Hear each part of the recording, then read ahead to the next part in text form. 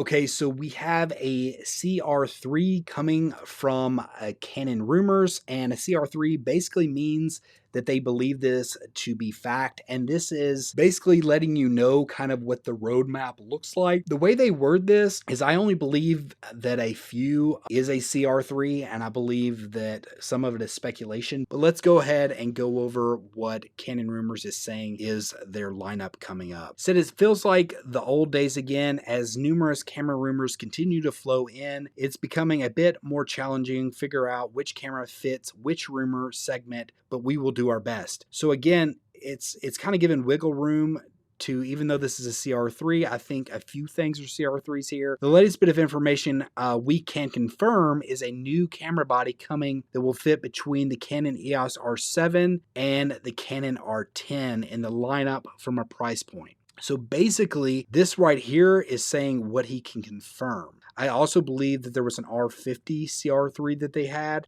back in the past, but we will go over that as well. It says the R8 or EOS R9. This camera will be slotted between the R7 and the R10 and will likely be an APS-C camera. We don't have any confirmed speculations at this time. This is where I would push back because I don't really see much of a possibility. I'm not necessarily the possibility they can make it work, I guess. But I don't see the benefits of having a camera between the R7 and R10 that is also APS-C. I can see having a lower end APS-C camera or maybe even higher end, but I don't think they're going to do that either. But to me, an R8 or an R9, it makes more sense to me to be like a replacement, at least in spirit, to what a Canon EOS R would be, or a Canon EOS RP. That makes the most sense to me. If you had an R8, I think make it like an EOS R, so basically a little bit below the R6 Mark II, or in actuality, probably would make more sense to have an R9, which would be like an RP replacement, so it would be essentially similar specs to what the R10 is, but full frame. That makes more sense to me. Moving on, the R50, this will be slot below the R10 and will likely be similar style to the EOS-M lineup. Whether it will have a built-in EVF remains to be learned. This is another camera that is kind of an odd one here based upon I guess more recent rumors here. We'll go over that. The R5S, the long rumored high megapixel camera, is still being mentioned. That was a CR3 a long time ago. We've been hearing about this thing for, I think, within 6 months of the R5 coming out, we've been hearing about this. We heard about this well before the R5C.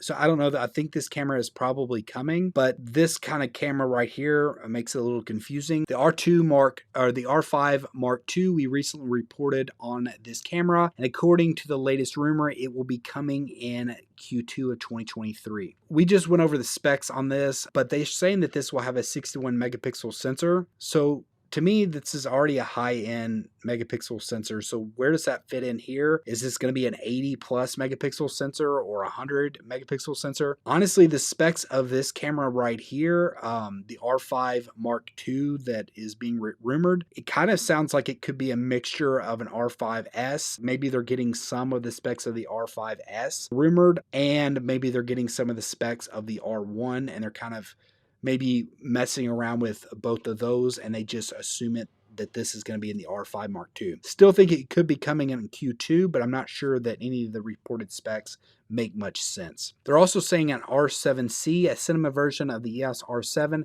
has been planned, but we're now getting some conflicting information that the product has been scrapped. We hope to hear more on the R7C one way or the other in the near future.